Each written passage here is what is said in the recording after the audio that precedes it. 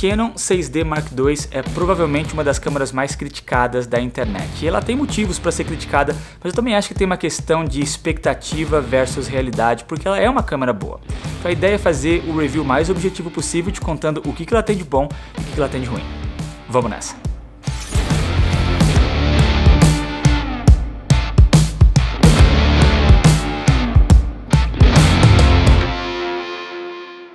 Fala pessoal, tudo bem? Meu nome é Álvaro Brizola e este é o canal Megapixelers. Aqui é um canal de foto e vídeo dedicado a amadores, com conteúdo novo toda semana. Quero te convidar a se inscrever no canal e a clicar no sininho para ativar notificações. Também quero te convidar a participar do nosso concurso de vídeos, que é o nosso B-Roll Competition, onde você nos envia um link com um vídeo de 30 segundos e se ele for melhor você leva para casa um gimbal estabilizador para câmeras pesadas, que é o Feiyutech AK2000, mais detalhes na descrição. Esse vídeo está sendo patrocinado pelo Wondershare Recovered, que é um aplicativo meio mágico que você baixa no seu computador para recuperar arquivos que foram deletados por engano, arquivos corrompidos, mesmo em cartões de memória ou HDs que foram formatados. Não faço ideia de como é que funciona, mas funciona. E se você abaixar, você pode colocá-lo em português e recuperar até 10 arquivos gratuitamente. Também tem o link na descrição. E chega de jabá, porque hoje a gente quer falar sobre a Canon 6D Mark II, que é uma DSLR maravilhosa, vendida no Brasil por R$10.000, já com a lente de 24 a 105mm f4 estabilizada, e também tem o link dela na descrição, caso você queira conferir. Tá interessado? Vamos pro vídeo.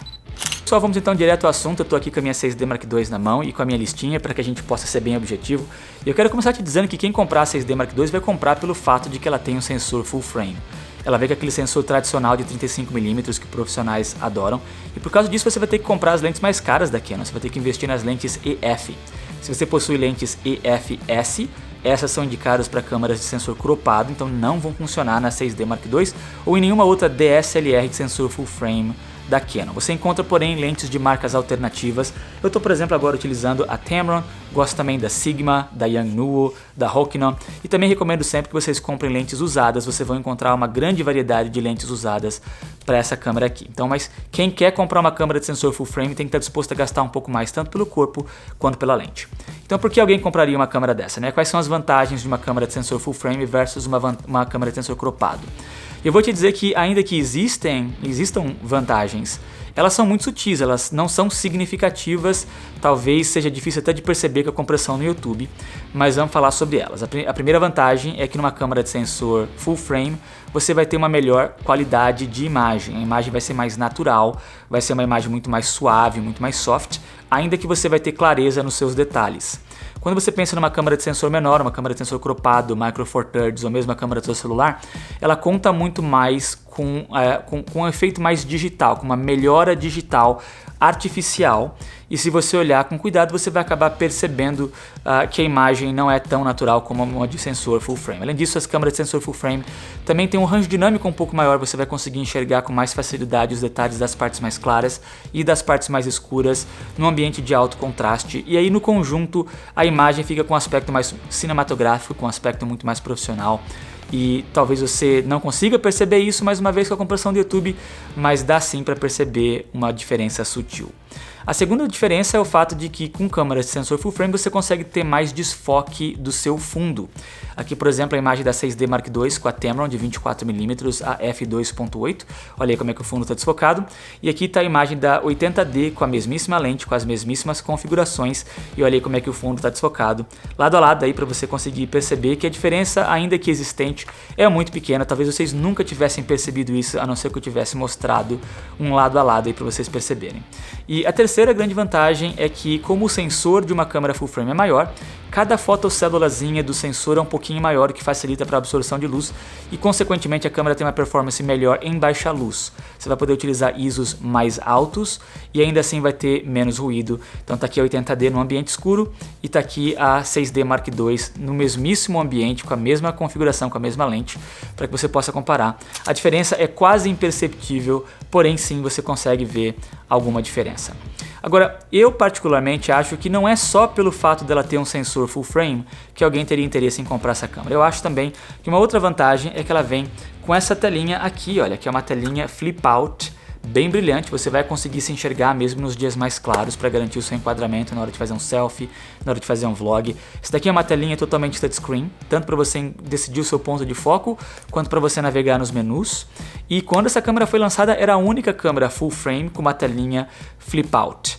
Atualmente, só a Canon oferece câmeras full frame com telinha flip out. Você encontra atualmente, além dessa, a EOS R e a EOS RP, que são câmeras mirrorless, mas DSLRs full frame, só a Canon que eu conheça oferece uma telinha flip out, e isso é bastante importante. Essa câmera aqui também vem com um sensor de 26 megapixels, bastante megapixels, até um pouco mais do que a 80D. Então o sensor é maior e tem mais megapixels. Ela é capaz de tirar 6.5 fotos por segundo no modo burst para fotografia esportiva e tem 45 pontos de autofoco todos cruzados, que é o mesmo sistema de autofoco que você encontra na 80D, que é a versão cropada dessa câmera. Com relação a vídeo, ela grava no máximo a 1080p, 60 quadros por segundo. Então essa câmera não faz vídeos 4K, porém ela vem com aquele sistema de autofoco maravilhoso que é o Dual Pixel, aquele que é capaz de identificar e rastrear o seu rosto, mantendo ele em foco mesmo quando você se movimenta. Funciona muito bem. Além disso, essa câmera aqui é repleta de botões, ela é bem fácil para que você acesse qualquer função rapidamente, ela tem uma pegada muito boa, ela é resistente à água e resistente ao pó, ela tem Wi-Fi, tem NFC, tem Bluetooth, a bateria dela dura bastante, você vai conseguir passar um dia inteiro tranquilamente com uma bateria, talvez com uma segunda, mais por uma questão de backup para ter uma extra, mas é enfim uma câmera muito robusta.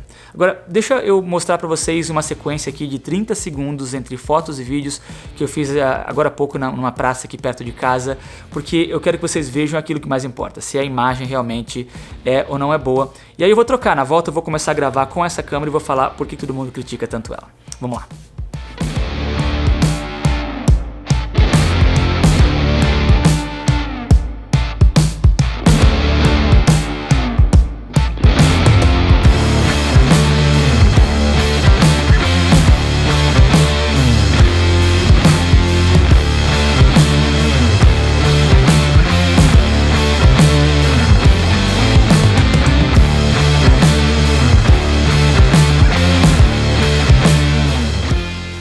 Ok pessoal, estou de volta, estou gravando agora com a 6D Mark II e estou utilizando a Tamron de 24mm f2.8.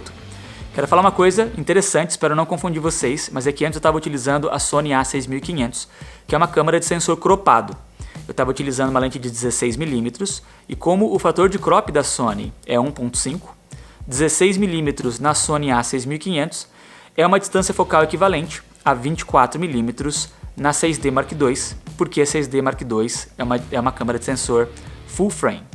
Ou seja, ainda que antes eu estivesse utilizando uma lente de 16mm e agora eu esteja utilizando uma lente de 24mm, a proporção do meu rosto em relação ao enquadramento não mudou, porque ambas possuem a mesma distância focal equivalente, porque uma tem um fator de crop e a outra não tem um fator de crop. Além disso, a abertura do diafragma da Sony A6500 era de 1.4, bem aberto. E numa câmera de sensor full frame seria equivalente a f2.1. No caso da Tamron, a abertura máxima do diafragma é f2.8. Então o desfoque da 6D Mark II nesse momento, mesmo sendo uma câmera de sensor full frame, vai ser um pouquinho menor, vai ser menos desfocado do que era no caso da Sony A6500. Se eu colocar essa mesma lente de 24mm da Tamron na 80D, porque eu posso fazer isso, né? Eu posso pegar lentes de sensor full frame e colocar em câmeras de sensor cropado. O que eu não posso fazer é o contrário, eu não posso pegar lentes de sensor cropado e colocar numa câmera de sensor full frame. Mas se eu colocar essa de 24mm na 80D, a imagem fica dessa forma. Eu não mexi no tripé, eu só troquei a câmera, coloquei a lente e a imagem ficou muito mais de perto, né, quando eu faço isso. É um fator de crop de 1.6. A Canon tem um fator de crop de 1.6 e a Sony tem um fator de crop de 1.5.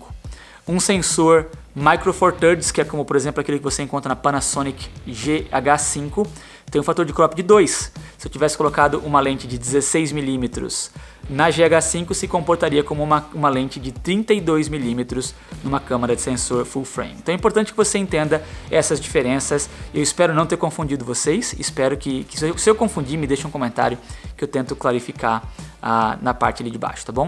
Agora, a primeira grande desvantagem dessa câmera que faz todo mundo ficar com raiva e criticar bastante a 6D Mark II é que ela é uma câmera super cara, que foi lançada no mesmo ano que a Sony A6500, só que ela não grava 4K.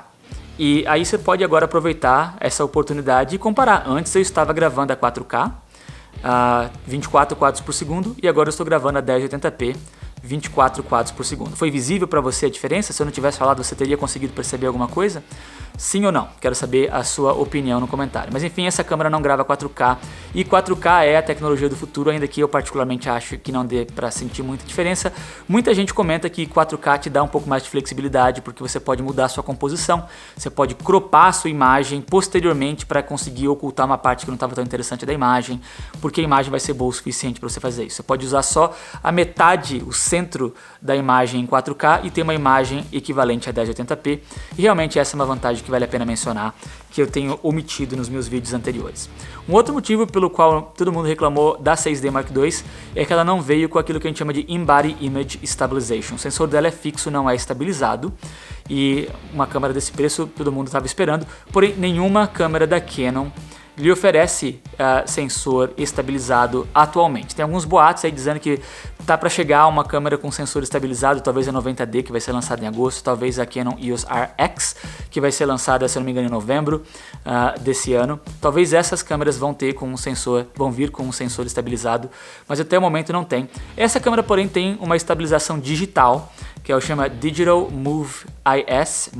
É isso que vocês estão vendo na tela agora, aqui a imagem sem a estabilização, de eu caminhando sem a estabilização digital, e aqui está a imagem que eu comigo caminhando com a estabilização digital.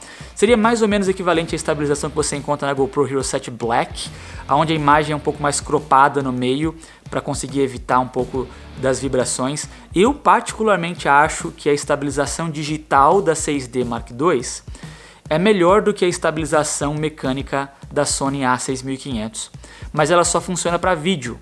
Você não tem estabilização digital para foto. E a estabilização mecânica da A6500 funciona tanto para foto quanto para vídeo. Então, mais uma vez, não tem IBIS, não tem In-Body Image Stabilization na 6D Mark II. O terceiro motivo é que ela não vem com uma entrada para fone de ouvido. E é tão importante monitorar o áudio enquanto você está gravando, e quase todas as câmeras full frame possuem uma entrada para fone de ouvido. A 6D Mark II, porém, não possui. A minha saída é colocar um monitor externo, eu sempre utilizo um monitor externo de qualquer forma, ligado na saída de HDMI, e aí eu consigo ouvir o áudio através do monitor externo, porém tem um delay, não é automático, eu não consigo falar e me ouvir ao mesmo tempo. Eu posso utilizar mais para ver inicialmente se o áudio está ficando bom, ou num playback para ver se o áudio ficou bom, porém eu não consigo gravar e me ouvir ao mesmo tempo porque tem um delay e acaba me atrapalhando. Também quem compra uma câmera cara como essa normalmente vai querer fazer trabalhos profissionais, fotografia de casamento, fotografias de evento, e os cartões de memória não são as coisas mais confiáveis do mundo, eles podem se corromper, e é até uma boa ideia de você então usar o Recover It. Porém, muitas câmeras profissionais dessa faixa de preço te oferecem duas entradas para cartão de memória. E aí você pode escolher se você vai simplesmente usar um depois do outro, ou se você vai salvar suas fotografias, os seus vídeos ao mesmo tempo nos dois cartões de memória. Caso um se corrompa, você tem o outro de backup. Essa câmera, infelizmente, não oferece isso, e também muita gente reclamou por causa disso. Essa câmera também não tem flash. Não é uma característica da 6D Mark II, câmeras full frame de qualquer marca, em geral, não possuem um pop-up flash, ela só tem a entradinha para você conectar um flash externo, mas pouca gente sabia disso. Eu comprei essa câmera e só então descobri que ela não tinha um pop-up flash. Então é importante que vocês saibam para vocês não ficarem surpresos como eu fiquei. Ela também não oferece nenhum modo desaturado. A Canon tem um modo chamado C-Log, onde a imagem fica com menos contraste, com menos saturação, para que você tenha mais flexibilidade para correção de cor posteriormente e também para que você tenha um range dinâmico maior. Só que a 6D Mark II não lhe oferece essa opção C-Log, muita gente reclamou disso, e ela também não te oferece a opção All Eye. Se você pensar que a 80D, que é uma câmera de sensor cropado mais antiga do que a 6D Mark II, te oferece essa opção All Eye a 1080p 30 quadros por segundo, não tem a 60, mas tem a 30, onde cada quadro do seu vídeo é salvo na sua individualidade, o que facilita bastante para você fazer correção de cor, para que você possa editar o seu vídeo posteriormente e a imagem fica um pouco melhor. E no caso da 6D Mark II, ela só te oferece imagens e um padrão de compressão IPB ou IPB em inglês, que é bem inferior, ocupa bem menos espaço no cartão de memória como uma vantagem, porém é bem inferior ao All Eye e muita gente reclamou disso. E por fim, ela também não te oferece a oportunidade de gravar a 120 quadros por segundo para que você possa fazer câmera lenta de até 20% da velocidade original, que são coisas que a Sony A6500 lhe oferecem. Então esses são os motivos pelo qual muita gente reclama da 6D Mark II, e na minha opinião eles são motivos bem significativos para uma câmera que custa aí 10 mil reais, 7 mil reais se você comprar só o corpo, se você não comprar nenhuma lente. Eu tinha realmente a expectativa de que ela fosse vir com esses recursos, mas infelizmente ela não veio.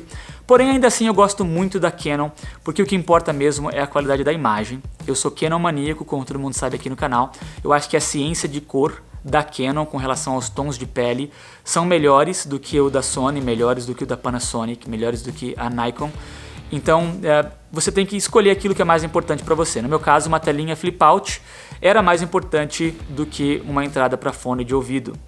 A oportunidade de ser full frame era mais importante do que gravar 4K.